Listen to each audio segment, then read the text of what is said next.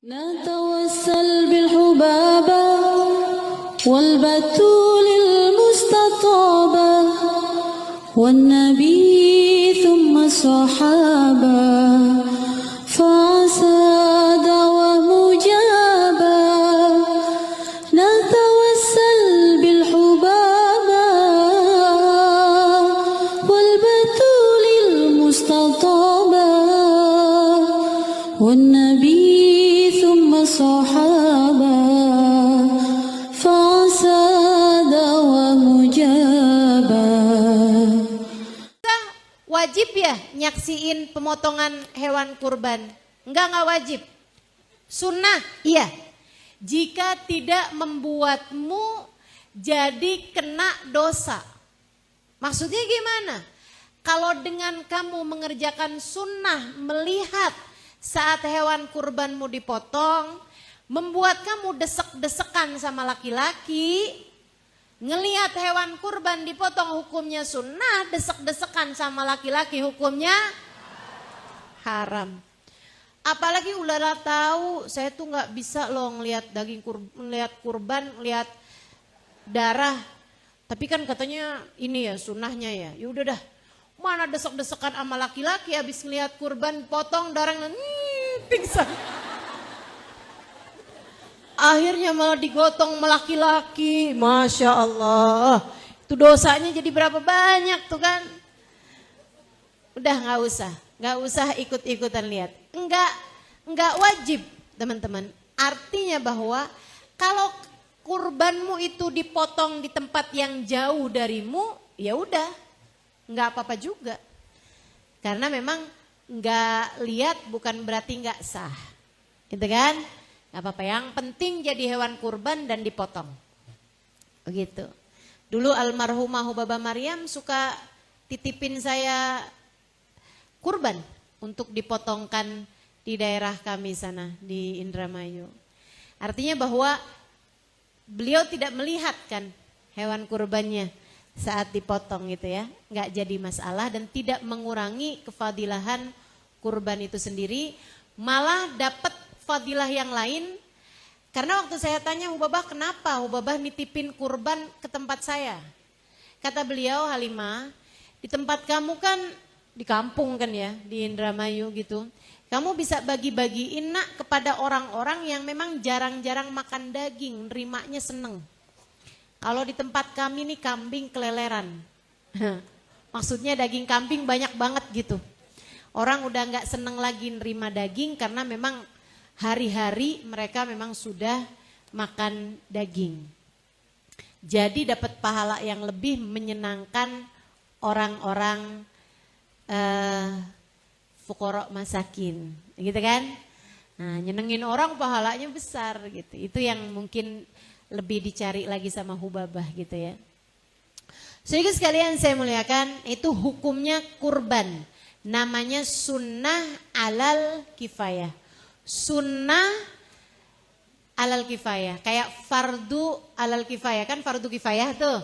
Gitu ya. Kalau udah ngerjain satu yang lain kan gugur dosa. Demikian pula dengan sunnah alal kifayah, kalau udah satu bapak gitu ngeluarin kurban tersebut, maka yang lain gugur kesunahannya, kecuali jika dia juga punya uang sendiri, punya penghasilan sendiri seperti yang sudah saya sampaikan. Jadi nggak usah tuh kurbanin misalnya gitu ya, buat anak yang masih kecil, buat anak umur 4 tahun, ini kurban atas nama anak saya umur 6 tahun, dia bahkan belum punya dosa. Yang diutamakan adalah kita-kita yang sudah dewasa, yang sudah pada punya dosa ini. Karena kurban itu sekali lagi adalah untuk menggugurkan dosa. Begitu teman-teman sedikit sekalian. Nah, ada yang nanya sama saya kayak gini nih, Ustazah, kalau misalnya nih saya kurban, saya niatkan buat ibu saya udah meninggal. Gimana Ustazah? Boleh kalau kamu sudah mengeluarkan kurban kamu sendiri. Kalau kamu kurban 2 ekor kambing, yang satu buat kamu, yang satu buat ibu kamu, itu boleh gitu. Ibu kamu udah meninggal, gitu kan? Tapi ibu kamu masih hidup juga boleh. Tapi ibu kamu yang niatin, Mah, ini mah saya kasih kambing buat mama. Mama kurban ya mah tahun ini. Gitu ya. Nah itu boleh juga gitu.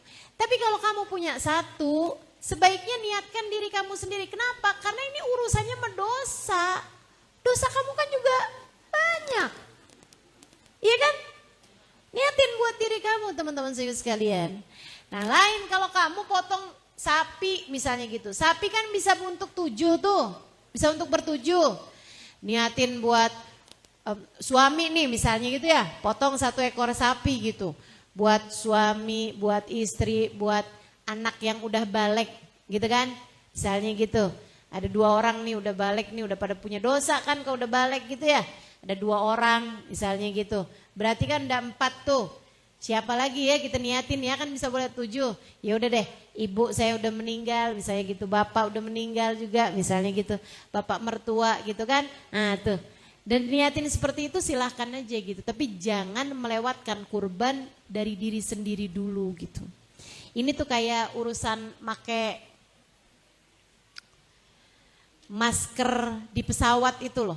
Kalau terjadi apa-apa, make buat diri sendiri dulu, baru kemudian makein anak atau makein orang-orang yang lain. Kan begitu? Gitu ya. Jelas ya? Insya Allah. Teman-teman saudaraku sekalian yang saya muliakan, kemudian daging kurban itu sunnahnya dibagi mentah.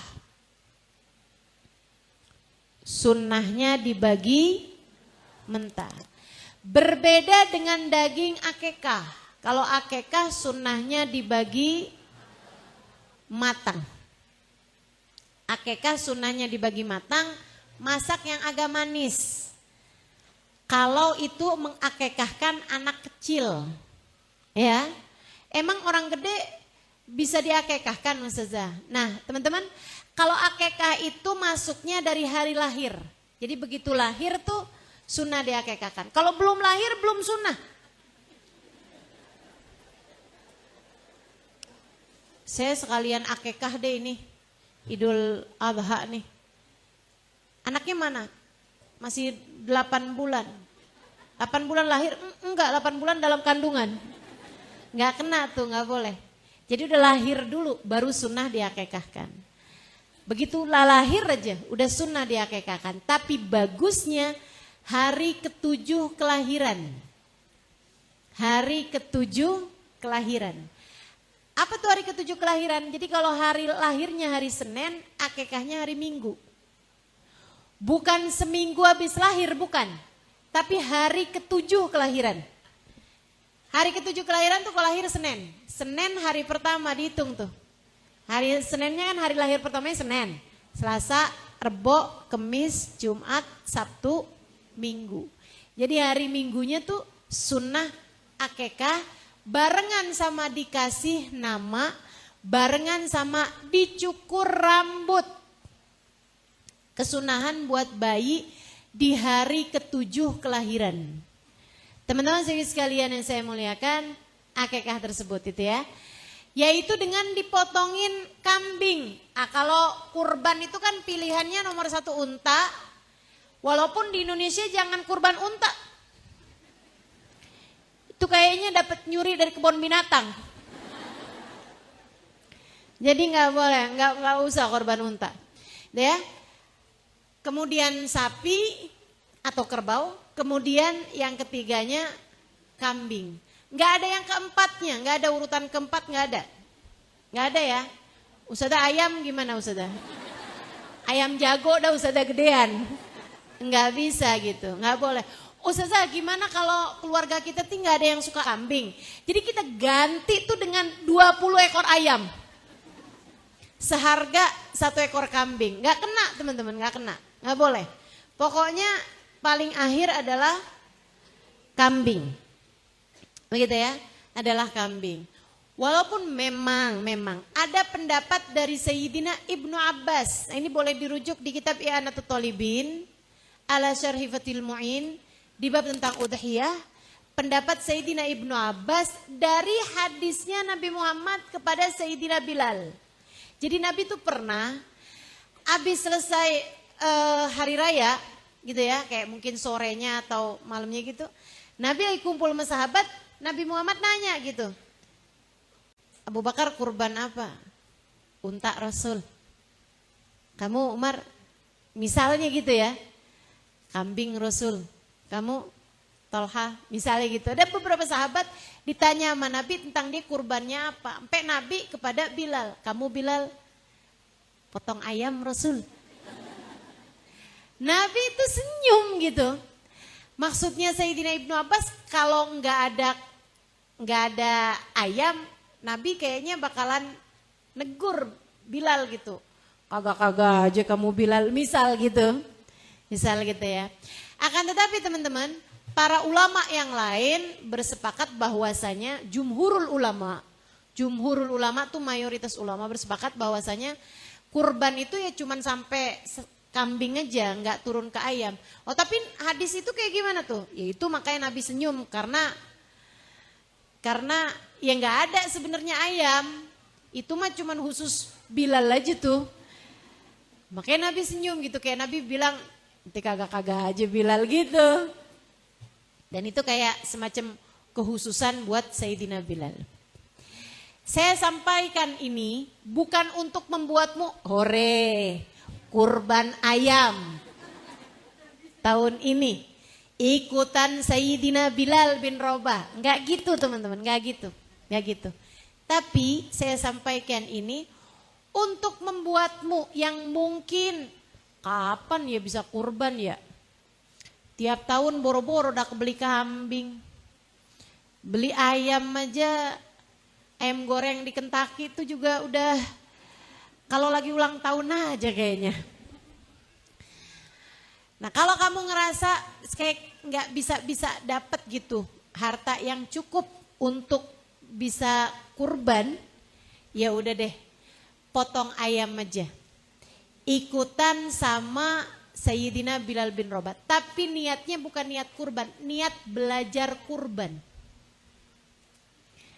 Kayak semacam doanya gini, ya Allah kepengennya sih sapi nih ya Allah. Pengennya sih harapannya sapi. Tapi ya Allah baru bisanya potong ayam doang. Ya Allah walaupun ayam kan ada darah yang mengalir, ya Rob terimalah ia di sisimu. Gitu. Niatnya jadi bukan niat kurban, tapi niat belajar kurban. Niat latihan kurban.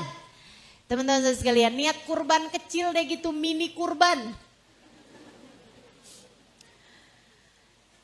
Sehingga sekalian, nah kalau kamu kurbannya ayam, jangan kamu taruh di masjid. Saya nggak mau aja nih, masjid di Tanah Abang kebingungan kenapa banyak ayam. Ini ayam siapa ya? Kata Ustadz Halimah boleh. Aduh nanti jadi salah paham orang-orang. Gitu ya, kalau kamu potongnya ayam, niat belajar kurban, potong di rumah aja. Dan jangan dibagi mentah. Orang yang nerimanya bingung. Daging apa ya ini ya? Sapi bukan, ayam kambing bukan, gitu kan. Ayam, masa ayam? Nah dah, mendingan kamu bikin opor, kamu kasihin ke rumah tetangga barengan sama lontong. Nah enak banget tuh. Begitu ya. Sehingga sekalian yang saya muliakan, ini untuk kurbannya. Kalau sapi bisa untuk 7, kambing untuk 1 untuk kurban. Kalau untuk akikah nggak ada pilihan. 1 ekor kambing untuk anak perempuan, 2 ekor kambing untuk anak laki-laki, dan nggak boleh dicicil. Saya sih punya anaknya laki-laki ya, tapi baru bisa kebeli 1 kambing doang. Ya udah deh 1 kambing dulu deh ya. Entaran lagi kalau mampu gitu kan, beli kambing lagi gitu jadi 2. Nggak usah begitu teman-teman. Nggak usah. Sama halnya dengan gimana ya, nggak bisa-bisa nih akekahin 1 kambing nih. Udah saya beli aja dah kambing 3 kilo dulu gitu. Nanti lagi kalau kapan-kapan gitu ya. Sekarang 3 kilo badannya gitu. Ntar kapan-kapan 3 kilo kepalanya, kapan-kapan nggak bisa. Harus potong 1 ekor kambing. Jadi buat laki-laki 2 ekor kambing. Ustazah kenapa kok dibedakan? Itu syariat Allah memang seperti itu teman-teman. Dan nggak usah pakai tanya ini itu. Kalau menurut saya sih hikmahnya adalah bahwa perempuan itu emang dari dulu nggak nyusahin. Anak perempuan murah. Akekah aja cuma 1 ekor kambing, gitu kan ya. Nah itu dah kayak gitu aja dah hikmahnya gitu.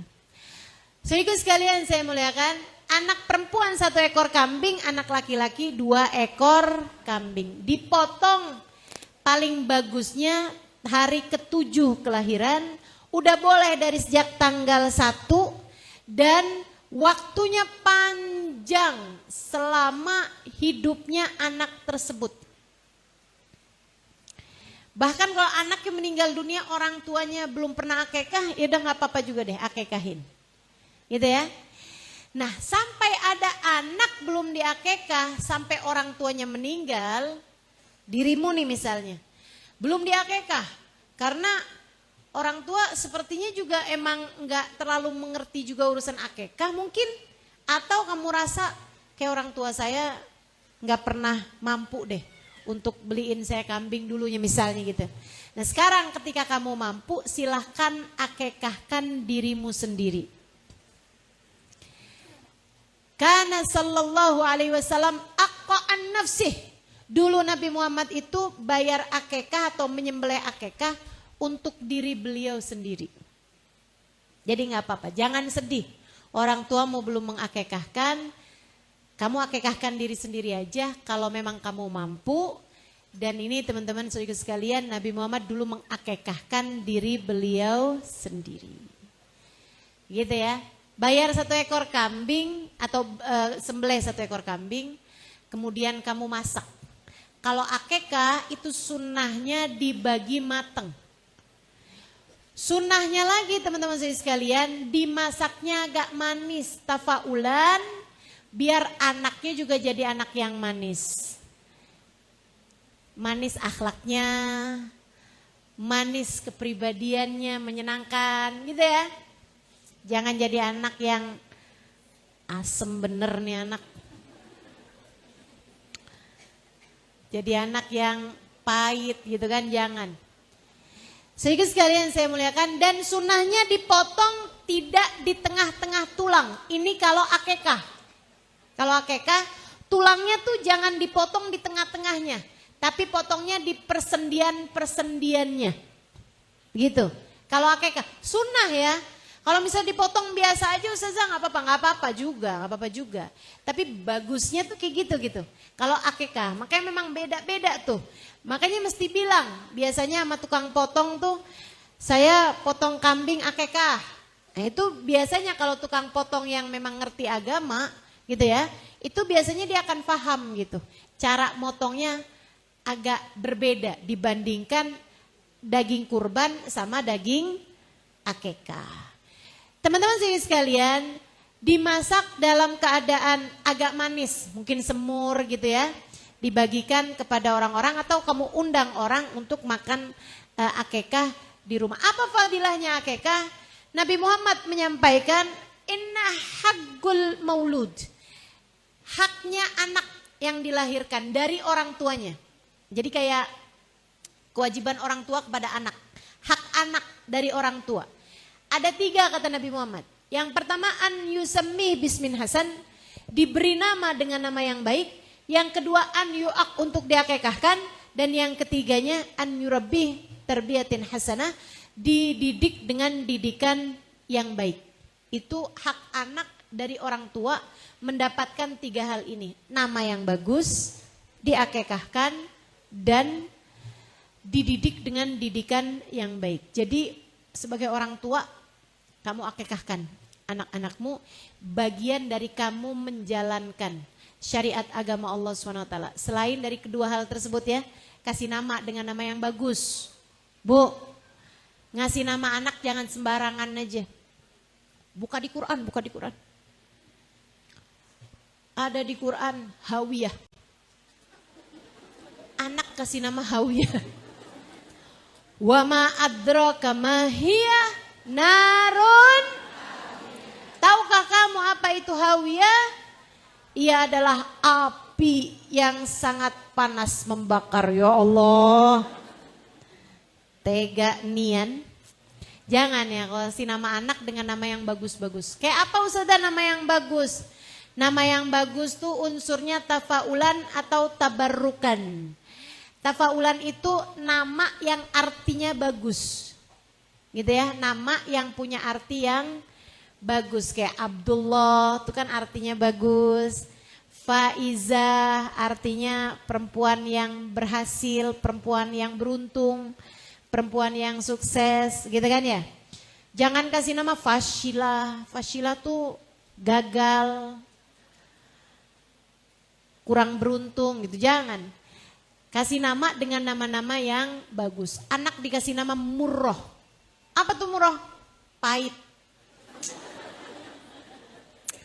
Ya Allah. Kasih nama yang bagus, unsurnya tafaulan. Atau tabarrukan. Apa tabarrukan? Ngasih nama anak dengan nama orang-orang dulu yang soleh-soleha. Biar anak bisa jadi kayak mereka. Dapat berkahnya nama dari orang tersebut gitu. Nah kalau bicara tabarukan ya kita tahulah. Ngasih nama anak kalau laki-laki paling bagus adalah Muhammad. Biar dapat berkah dari Nabi. Kalau perempuan kasih nama dengan nama Fatimah, Khadijah, Aisyah. Kalau laki-laki kasih nama Abu Bakar, Umar, Uthman, Ali. Ya. Hasan, Hussein gitu kan. Nah itu nama-nama yang bagus. Dididik dengan didikan yang bagus-bagus. Dalam hadis yang lain Nabi Muhammad menceritakan tentang akikah. Kata Nabi Muhammad, kullu maulidin murtahin hatta yuaddi haqiqatu. Semua anak tuh tergadai sampai dibayarkan akikahnya. Artinya tergadai kayak gimana? Sama kayak barang Bu masih tergadai. Ibu-ibu saya sekalian, kamu punya motor tapi digadai, bisa dipakai apa enggak? Kamu punya gelang tapi digadai, bisa dipakai apa enggak tuh gelang? Enggak bisa. Kebaikan atau kemanfaatan dari barang tersebut terhalang kalau kamu belum lunasi. Nah, anak kata Nabi Muhammad tergadai sampai dibayarkan akikahnya.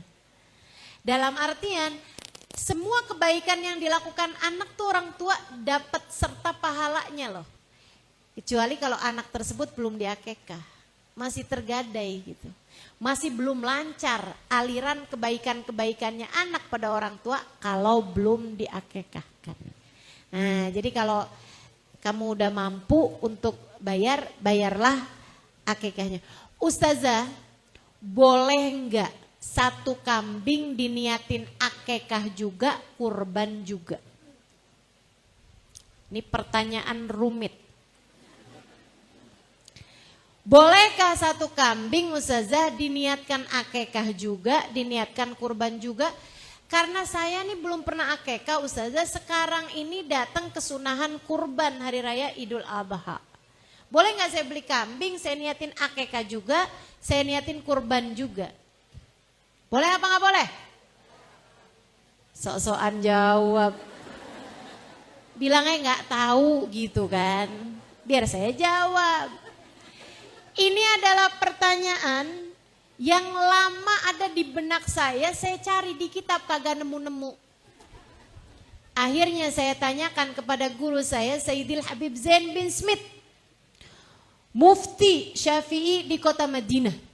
Itu beliau itu teman-teman pinternya urusan fikih sampai setara mufti. Udah boleh duduk di majelis fatwa. Beliau teman-teman menulis kitab fikih berjudul At-Taqrirat As-Sadidah dan kitab tersebut dibahas di pondok-pondok pesantren di Indonesia sini. Kita doakan semoga beliau panjang umur. Panjang umur dalam sehat, dalam berkah insya Allah. Biar betah hidupnya di dunia, biar bisa terus-terusan memberkahi kita semua. Pinter banget. Satu kesempatan saya tanya kepada beliau, ya Habib mal hukum, al-jama' bainal udhiyah wal aqiqah. Apa Habib hukumnya ngumpulin akikah sama udhiyah? Teman-teman saya sekalian yang saya muliakan, ya orang kalau nanya sama ulama tuh nggak usah panjang-panjang pertanyaannya. Ulama tuh udah paham ditanya gitu. Nggak usah panjang-panjang, Bib, jadi ceritanya gini nih, Bib. Ada orang belum dikekah, Bib. Terus dia datang kurban gini nih, Bib, bisa kebeli cuma 1 ekor kambing. Boleh nggak kebanyakan panjangan. Udah aja deh, jamak bainal akikah wal udhiyah. Terus Habib bilangnya kayak begini. Fihi khilaf baina Ramli wa Ibnu Hajar. Udah gitu doang. Teman-teman, makanya kalau belajarnya nggak panjang kagak ngerti nih jawaban Habib nih. Habib Zain bilang begitu. Terus Habib bilang juga fi Bushrul Karim. Kata beliau ada dalam kitab namanya Bushrul Karim. Nah, saya rujuk di sana lagi dan di sana disampaikan ada khilaf. Boleh menurut Imam Romli dan nggak boleh menurut Imam Ibnu Hajar. Kesimpulannya bagaimana nih dengan khilaf ini? Memang ikhtilafu ummati rahmah. Jadi gini aja.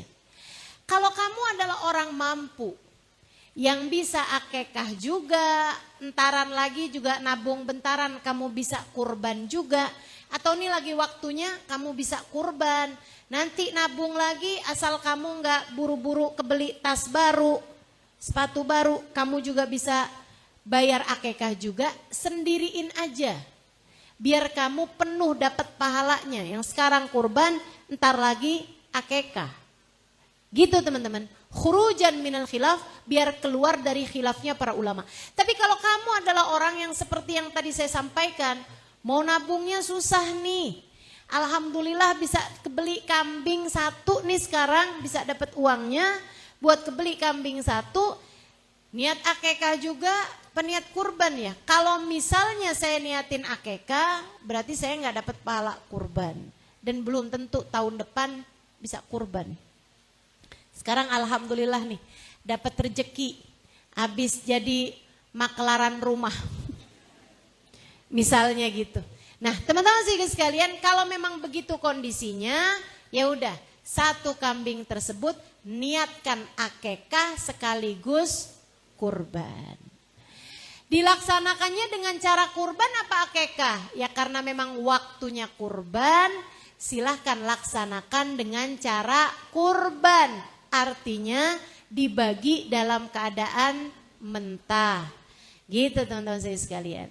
Dibaginya seperti yang tadi saya sampaikan ya, 1/3 buat orang-orang miskin misalnya gitu, orang-orang yang gak mampu.